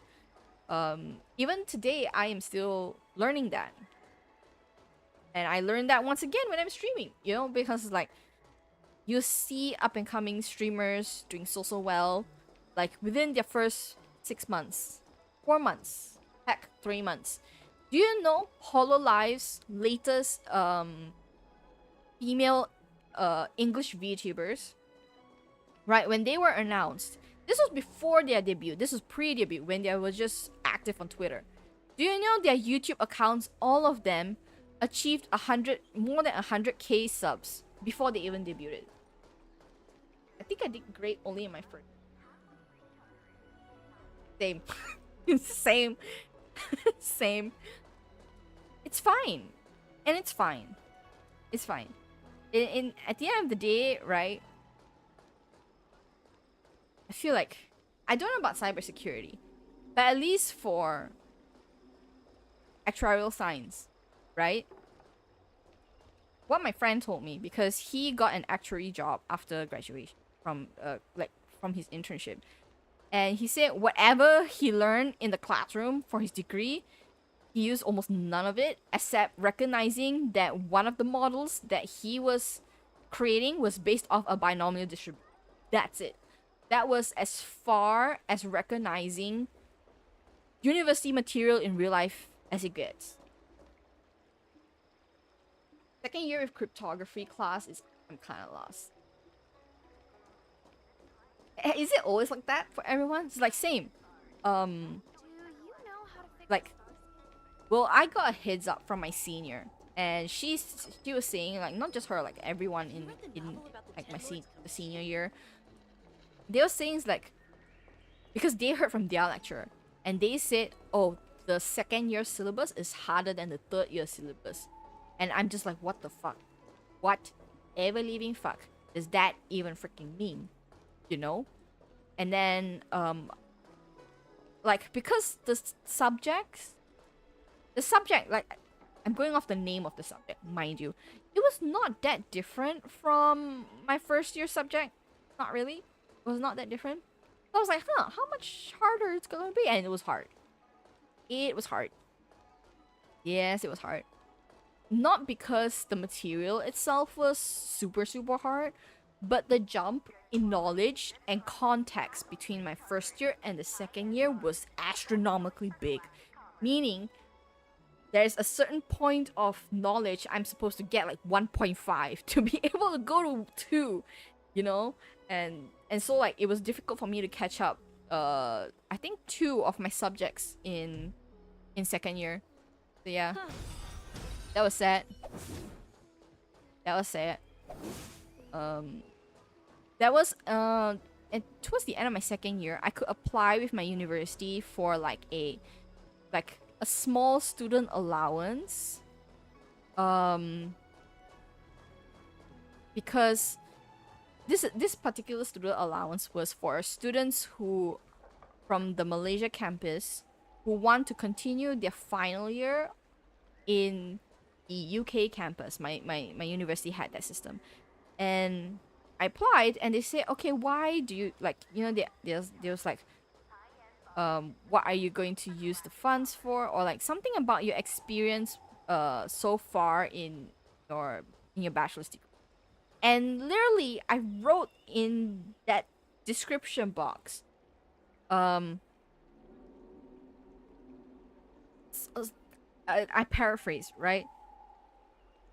Second year was much tougher than first year. I was surprised I did not go bonkers during my second year. I literally wrote that. It's an official statement that I wrote in an application form, and it was sent to my university. And I got the fund though. I got the fund, so it was £200, I think, if I'm mistaken. Yeah. Hey, that sounded pretty good. At least I have a lot of hacking practical practice. That's good. That's good. I'm taking notes. For life. Yeah. Like, I realized, right, like I wish I wasn't so hard on myself in following rules and following templates and following like I have to do this or do this to be successful kind of thing, you know? I wish I was more introspective and more confident about my skill when it comes to like my career, and even like it's only now I have a modicum of confidence in social scenarios. These days I'm challenging myself more in the social scenarios part because I find that is affecting more aspects of my life than not being as successful in career. Yeah. That's for me though. It depends on what is your weakness in life. For me, it's social settings. Point blank. No need to even think. So, I went to like few different types of gatherings where like I had common interests, but like the people that were there, like I didn't really vibe with them, so I didn't want to force it either. It's and then I tried the another social event which was last week, and then a friend told me to go to a different kind of social event this week. So yeah. Presentations. Oh right. Public speaking. It's okay, the for life stuff, there is it's stuff that you shouldn't push yourself too hard to do. You shouldn't, because I am the type that gets very defensive when someone pushes my buttons too much. Even if it's by myself. Let's say like I'm pushing myself to be more social, meaning attending different events and getting used to being at things.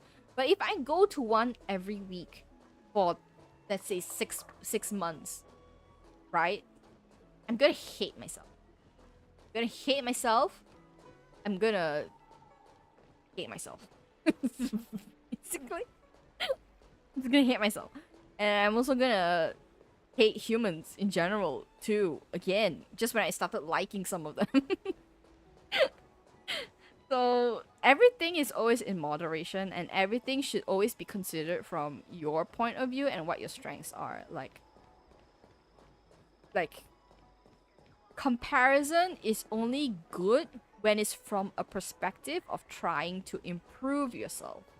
It shouldn't be at the cost of your self-esteem and the hard work that you have already put in, basically. So it's very wide reach, from school examinations to learning a new skill in your adult life to changing careers and learning the skills for that career and everything else. I myself have just decided that I'm the type that learns slowly. I just am. I just am. I'm the type that learns slowly. For whatever reason, okay, I know one reason, but it's a can of worm on its own. But yeah, for whatever reason, I'm just slow to learn. So, like, school environment on a very, very complicated topic is not the best environment. For me, it would be like consistent 1 to 2 hour studying, maybe 2 days a week. That will probably work.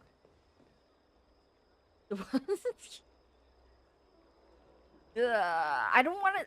I don't want this to like affect you too much. How to say? I don't. Okay. I believe in the words I say. Definitely, I believe in the words I say. But always take it with a grain of salt and see if it applies to you. And you get any advice from your mom, from your siblings, from your best friend teacher, from your best friend, to your aunt, to your future co-workers. Take everything with a grain of salt because they are speaking from experience. And while that is valuable for someone who has no experience in the subject, it shouldn't dictate how you operate in the same. Because in the end, every person is different. Every person is going to have a different type of reaction to it. Mind you, when I make the change from sales to data analytics, I had good background in maths and statistics. So like understanding and finding like answers or not solutions, like just finding out what the data is speaking. This is in data analytics, by the way. Like percentage of profit or what have you, right? Those technical things, I have enough knowledge for that. But when it came to the practical practice of data analytics, I had zero. And the only program I was proficient in was Excel. And even then, it was not for pivot tables or Power Pivot and like data analysis stuff. It's more like basic Excel function. And then after that, I got an opportunity to learn Power BI and use Power BI. So now I can use Power BI, I can use Power Query, I can use Power Pivot. This is all in like the Excel world. Just connected some dots in my head. I'm glad it connected some dots in your head. I am glad. I think I'm not gonna dunk on Gen Zers and alphas too much, but because they have certain strengths that my generation and but I think what they lack would probably be like navigating life itself, because they are all about instant gratification. Internet this, internet that, TikTok swipe,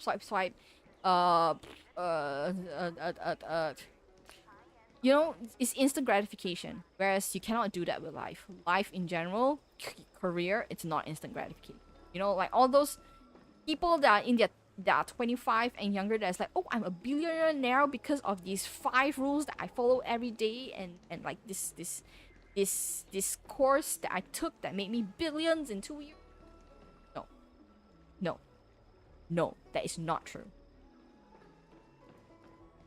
It's literally hard work, but the type of hard work that is going to work in today's date is like more efficient and more successful with the help of technology.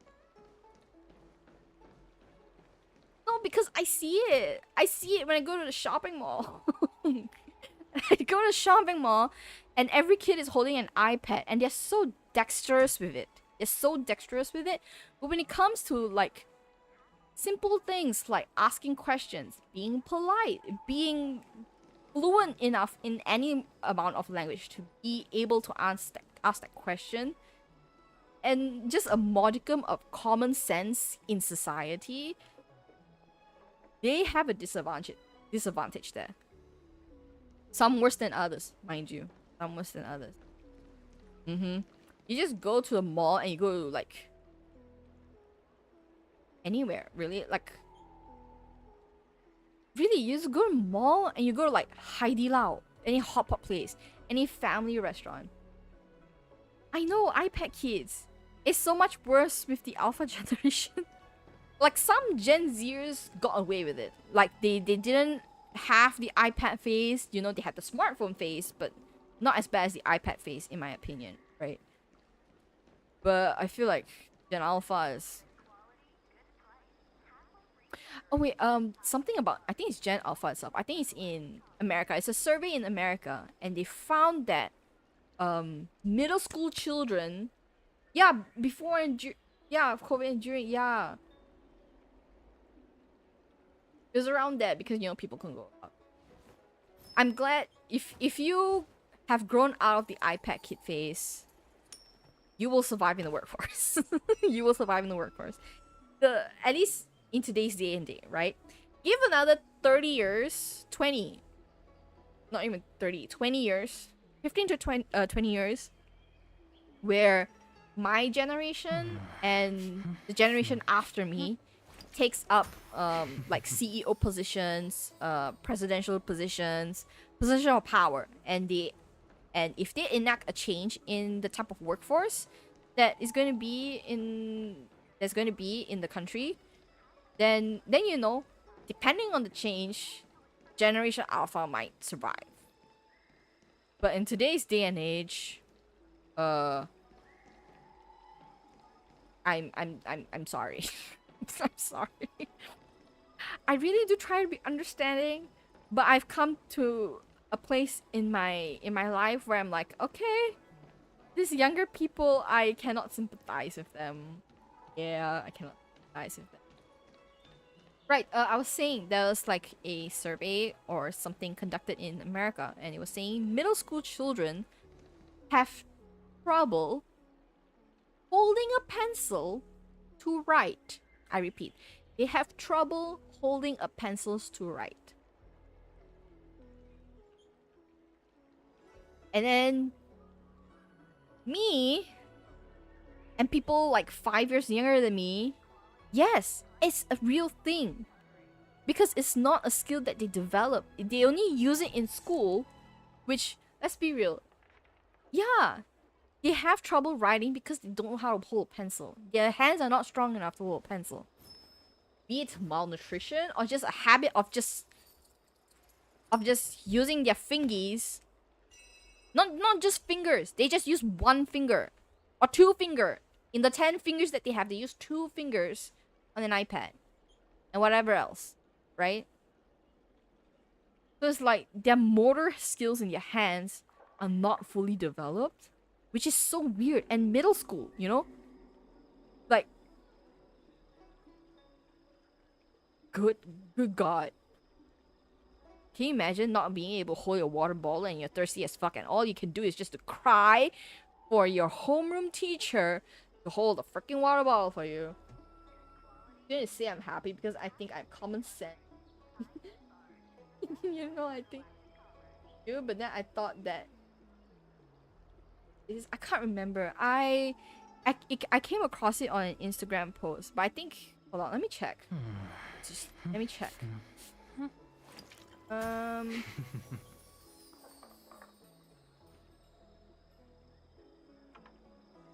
Let's see. I'm just gonna randomly type USA middle school cannot hold pencil.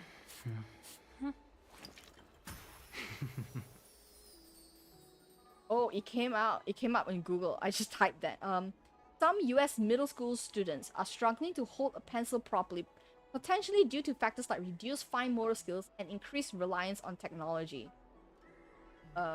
See? Reduced fine motor skills, technology overuse, and developmental consideration. Typically develop a functional pencil grip between 4 to 6. Possible solutions: drawing, coloring, playing with small objects. All things that my generation and older have done. Adaptive tools. Adaptive pencil grippers or thicker pencils. They all exist already.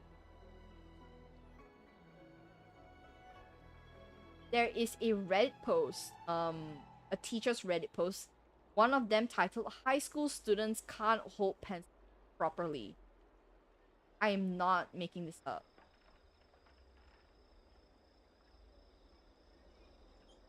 I'm not making. The Guardian has an article on it from 2018, mind you.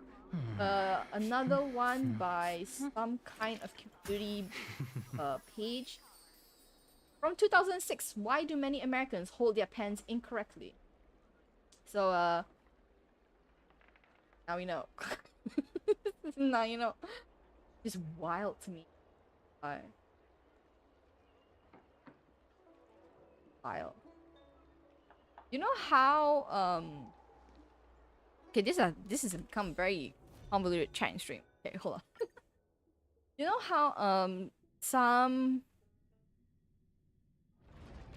how sometimes this is more common for millennials, I don't know about other generations, but when you're making a large purchase, right? When you're making a large purchase online, you don't do it in your phone, you don't do it in your iPad. You open at least a laptop and you make the purchase, because that is how monumental that purchase is.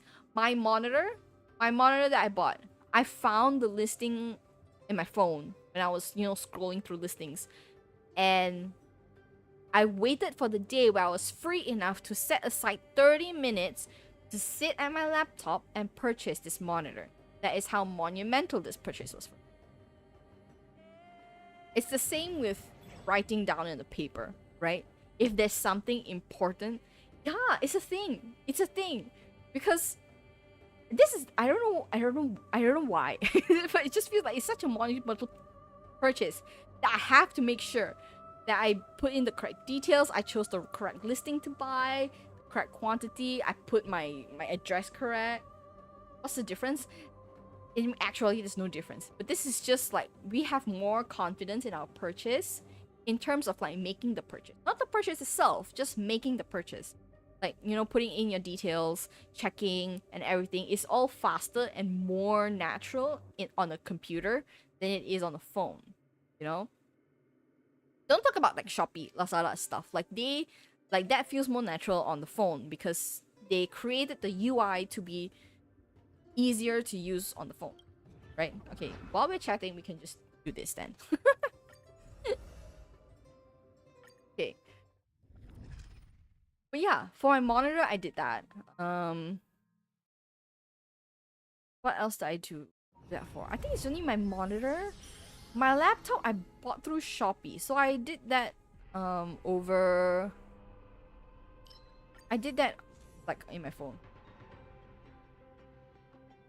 Yeah, dude, 88% is fine. You're doing great. Don't worry, you're doing great. That is good. That is good. Don't worry about that. As someone who used to be good at math, yeah. I get 100 on everything else. It's fine. It's fine. Don't get obsessed about this kind of thing, right?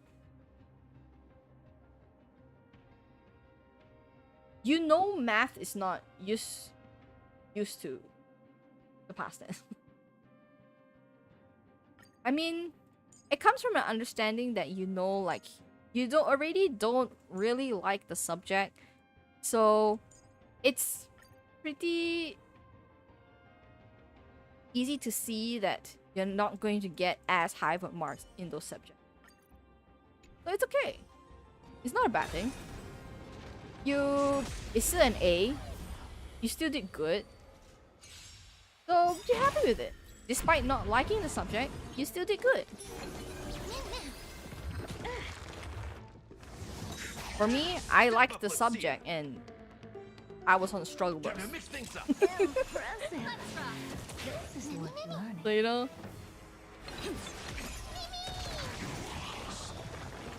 I like math a lot more than English. That's it. Oh, that goes my serval. Alright. Let's change the lineup then. What did I like when I was in secondary school? I liked chemistry, actually. Like, chemistry stuff makes sense. You know, it's like you pour acid into an alkaline, becomes neutral. And I remembered almost all of the common elements. Yeah, because it makes sense. You know, you pour hydrochloric acid onto salt, you get NaCl. You know? My favorite science, yeah. I think biology was my least favorite one. It's the easiest to understand and study for. Yes, it is. Really. For me, second was physics, and then biology was third. Because yeah. it just happens. I thought of why I couldn't I couldn't do biology as well as my other science subject, and I'm like, okay. I guess this is my least favorite science subject. And a life made of a I like biology the stamina, most, but I can't show remember. desire. That's also a big thing. Yes, there's also a big thing for me. Because memorizing all those shit was terrible. Hate physics the most though. I think for me, Divination I will take like you out. physics Don't was let me because a lot of environmental phenomenon can be explained through physics. Can I cook if I like art math? No, you're not. I don't think so. I like art math. I like art math specifically in secondary school. This teacher is really bad though, not gonna lie. Yeah, if you have a bad teacher, right, you're kind of cooked. I'm not gonna lie. Because physics with a good teacher is so good. My physics teacher in school wasn't that good, see, but I had a tuition teacher. She was a former scientist in a chemical company, right? So her major was chemistry, but she learned the physics syllabus to teach in tuition, like outside tuition, right? And she was good. She was so good. I don't know how. Like, she just used the same English everyone was using, and somehow she explained it better.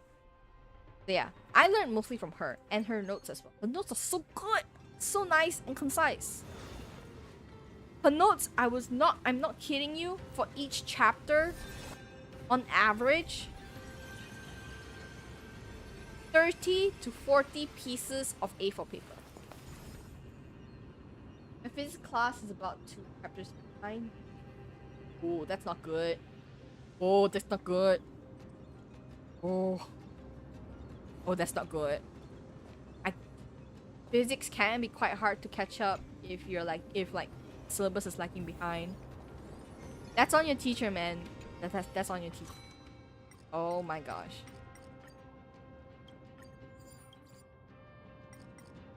Yeah, really good luck. You are going to need it.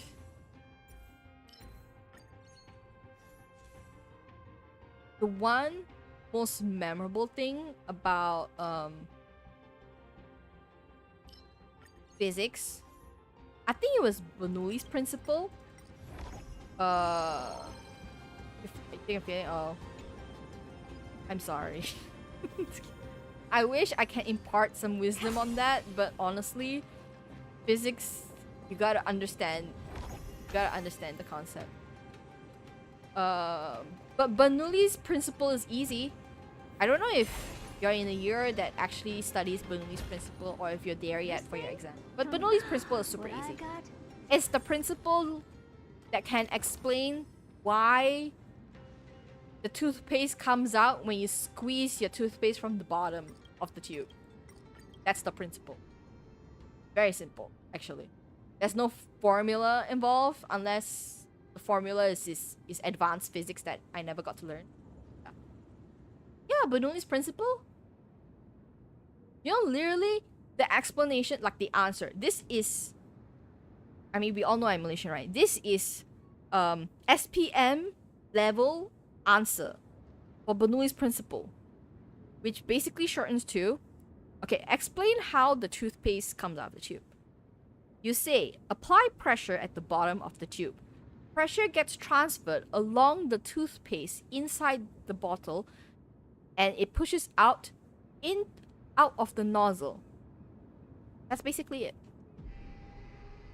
Bernoulli's principle is just a transfer of force for liquid. I don't do SPM. Don't worry, Bernoulli's principle is not a Malaysian thing. It's a universal thing. But I don't know if Bernoulli's principle is in your syllabus.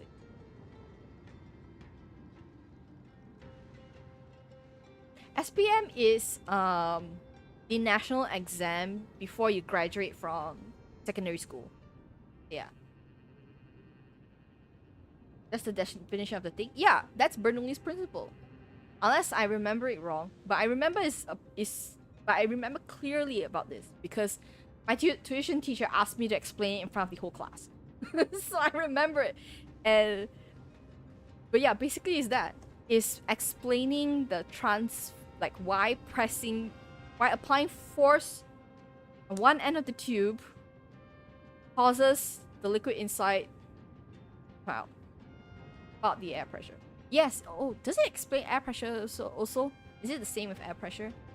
I can't remember. I only remember the toothpaste one because that's the one my tuition teacher asked me to talk about. Okay, it's the same. Okay. But yeah. A lot of... Oh man, that means I used to remember a lot more back when I was actively a student. I used to remember a lot more when I was actively a student. And still, physics and chemistry still interest me to today. So like when I see same to principle of how airplanes fly. Oh yes. Is it the one where they have the diagram of the airplane and you have to draw the direction of the air? Or something like that. Or is that convection? I can't remember. But yeah, when you mention airplanes, I do remember something like that. You have to kind of draw the direction of the air. I'm ahead in biology and behind the chemistry teacher also sucked. Dude, at least one of your subjects is a win, which is normal in chemistry. And in fact, if you're ahead in biology, that's also a W, right? So it's just physics. I don't know if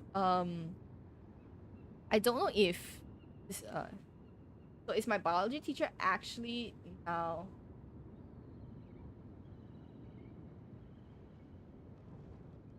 Oh, so you're just a good student, which is a big thing. I mean, that granted you understand a lot of the things that I'm saying. I don't know if schools do this these days, and I'm assuming you're in an international school now. But for national schools, right? For national schools, especially for Form 3 and Form 5. Form 3 I think less now, but Form 5, you rush through everything without explaining the... Yeah. To be fair, most of university is gonna look like that. But it comes with the assumption that you have a habit and the knowledge of how to study by yourself, you know? And that's something that you learn in primary, secondary school. Good luck. I don't know. Yeah. Look, But yeah, that's... VIP. Oh. We There's no backing out now. Yeah. For me. What was I or gonna you. say? Oh yes, this is something in primary, secondary school when we are going to take our SPM papers. I don't know about other schools, but my school was so good at collecting trial papers. So for SPM, for those who don't know, for SPM is always held at the end of the year, right? And I think usually it's in December, and usually in June, July, August, one of the months. I can't remember. I think it's August. Or something. You go to a trial. I actually had chemistry test earlier. Oh gosh. Oh, you're in your exam season, huh? Yeah. So for Form 5, for those taking SPM, you have your trials, which is percubaan, which is always like August, September. And then you have the actual SPM exams, which is end of the year, right? So the trials is supposed to mimic what the actual exam looks like based on the 6 months, 6, 7, 8 months of syllabus that you have. And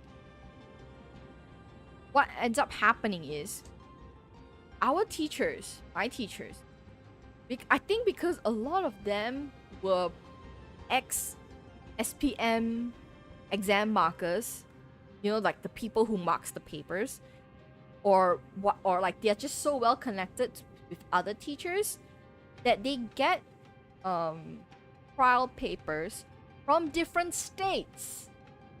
Mind you, there's a whole publication that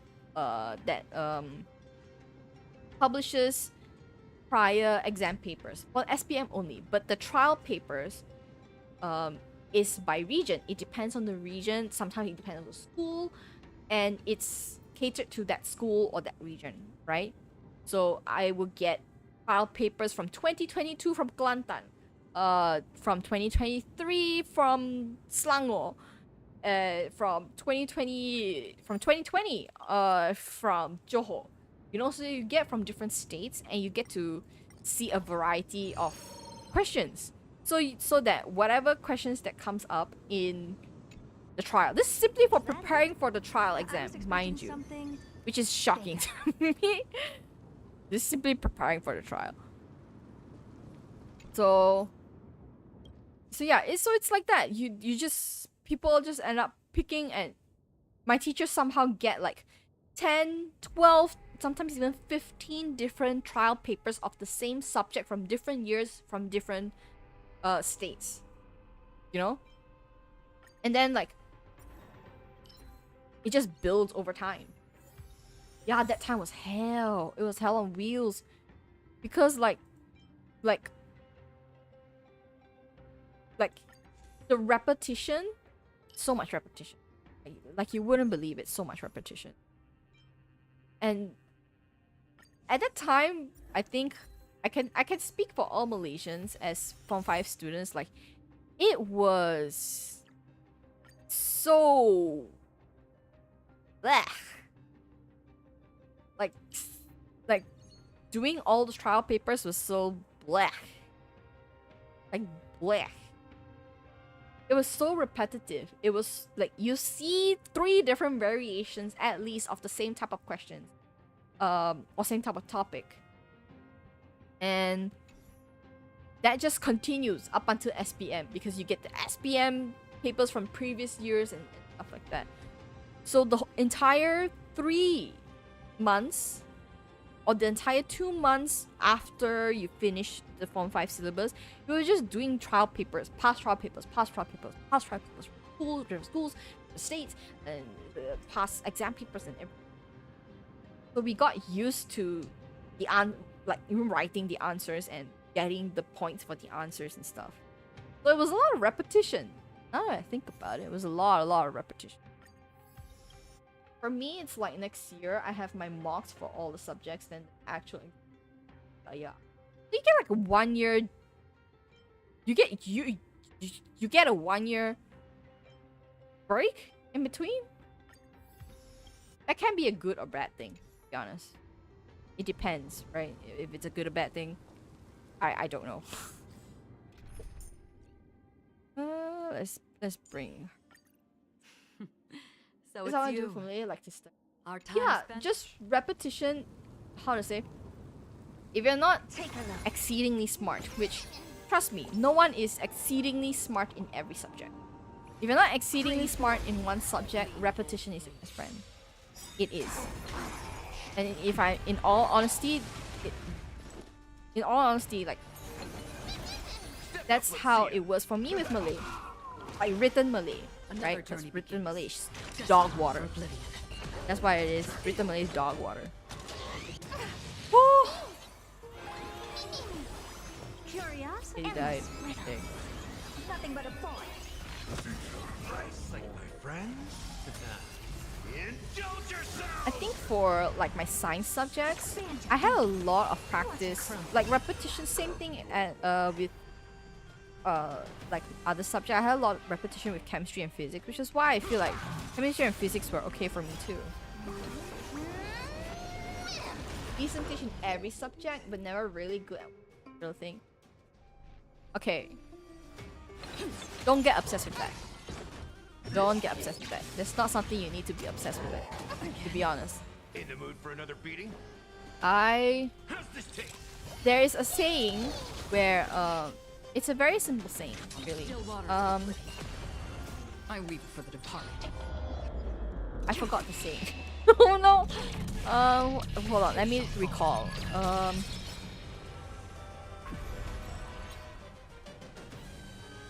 Something up. It's a saying where basically like jack of all trades, master of none. It's not a bad thing. Jack of all trades, master of none. And people usually stop at that. Okay, I'm going to open up Google and I'll show you. This is the full quote. Jack of all trades, master of none. Full quote. A jack of all trades is a master of none, but oftentimes better than a master of one. So what it means is that it's better to be decent-ish in many things than to be exceptional in one thing. Now, not to say that being exceptional in one thing is anything bad. This is not bad, as many people know. Shit. I weep for the departed. It's not bad to be decentish in many things. It's actually very, very good to be decentish in many things. Because, for one, I think more than just being one employable or like being able to have different skills for certain things, you gain more experience, a more variety of experience, I should say. Like, varied experience makes a person more grounded, more rounded in both character and like personality. I feel the more things you experience, whether it's very sour or very, very sweet, the better you are as a person. Just in general. At least that's how I feel. You know? Another journey begins. On still waters of oblivion. Back in the day, I would say like accurately maybe 30 years ago, being a master of one used to be a good thing. Why? Because people required specialists in the field. Whether it's doctors, whether it's tech people, whether it's administrators, whether people in business, economists. You know, they wanted specialists because they wanted someone who can crunch out the numbers in a quick, efficient manner. You know? But these days, if you can only do one thing, the employers are more interested to see like what else can you do? What else can you do? Because now there is, be it the employers or the, you know, be it the people applying for jobs or the people or like the companies opening positions, right? People are always saying, okay, you can do this, but what else can you bring to the table? People are always looking for like new things or like what's something special about you, right? You know, one thing can make decisions more easily. Hmm. Hmm. I don't think so, not necessarily. Maybe in the subject, yes, and maybe in like deciding a career, it's easier to consider like the one thing that you are exceptionally good at, which is fine. I think that is fine. I think Open sesame. go off because you have a higher chance than most people, right? Being exceptional in something and applying Free will for a or job still in that waters of sense. oblivion. However, as a person, having character, like being around people, I think you're just going to be a more rounded human being when you are able to do many different things. Maybe not as exceptional, but to a certain degree able to use it. Like for me, my avatar is something as simple as that. I drew the avatar myself because I had drawing skills, and the technology behind making this PNG tuber was not difficult. So I could do that. I didn't have to hire someone. I didn't have to hire someone to make a thing for me, you know? So that's a little something extra that I can do. I can cook. Hell, like if I'm desperate enough, I might just work in a kitchen. I can cook, you know? Expand your thinking. So it's Another about journey perspective, where you think you can use the many skills that you have. If you're feeling comfortable in only one skill, then that's okay. That's your prerogative, right? Like, make use of that skill. In fact, do make use of that skill. But I feel like there's Never always seen perfection before. a better Curiosity. Endless riddle. yeah, I just feel like you just become a more rounded person, being able to do different things. Not necessarily for career. Not necessarily for career, I should preface this, but just for yourself. Sometimes the skills is not even for like jobs or like Free opportunities, will or like still waters or like of oblivion. you know, like for your future I reap stuff. for Some the things departed. are just, some skills is just for your self-satisfaction. You know? Like my drawing skills, right? It's useful here, but I don't like Expand your kill myself for not being able to draw anime style, you know? Nice like my friends. Yeah. Indulge yourselves! Destined for oblivion. In the end, it's just in the end, yeah, it just depends. Yeah. It just depends. If you feel like you can make better decisions by with the one skill that you're exceptional in, it will help you a lot, Never seen definitely. perfection before. But I also feel like, let's say if you're good in cybersecurity, if you don't have a modicum of skill of like cleaning your house like manually when every other electronics in your house is breaking down, If I wait any longer, it's simple. the It's universe might that just simple. It implode. doesn't have to be some complicated skill, really. I think a lot of people these days try and make it up. Oh, you need to be skillful in like the latest tech skill or like the latest this skill and this that. So yeah, Expand your thinking. you don't. It doesn't have to be that way. I felt attacked. No, no, no. No, no. No, it's just example for me because for me, like we were talking, like you yourself, cybersecurity, and that's a tough thing for me to. That's a difficult thing for me, right? So yeah. Okay, if you gotta go, mean then go. You need rest. Like a good You need rest. friend. You in exam season need rest. Indulge yourselves! I'm going to be here for a long time. But you get it, right? You do you get what I mean? Do you understand where I'm coming from? It's not from I weep for the departed. it's not from a place of like, oh no, like because of that quote, like it's better to know many things, but no, or like it's not for a Open sesame. selfish Curiosity. reason. It's more for a developmental reason. And Nothing but a even boy. for just for your own satisfaction. No? Expand your thinking. Watch it crumble. Taking notes. I'm gonna head out by future updates. Talk. Yes. Sure. Yes. Good luck. in the coming weeks for your exam, week or weeks, and rest well, yeah. Oh, I made a mistake. I made a mistake.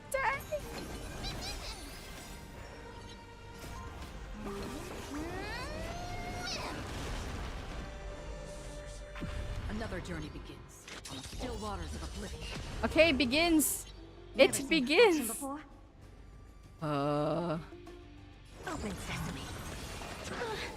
Oh. Really? Oh. A genius? I don't have time for games. Step up, let's see ya. Time to mix things up. Impressive. Nice, my friend. Oh, narrow, man. Super narrow. Indulge yourselves! Don't worry, he's almost dead. What? Oh my god. Free will or was destined. There we go.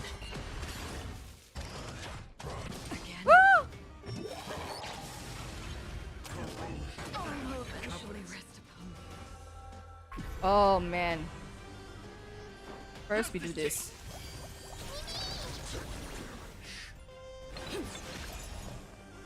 Expand your thinking. How much HP? Oh, the Memo Sprite. There we go. Nice, like my friends. Indulge yourselves!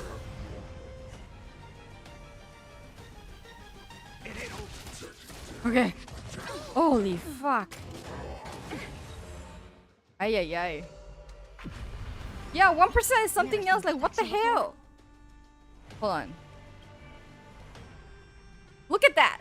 Look at how much HP is that. Holy sh. This is technically the last hit. I don't think I can make it. Open sesame.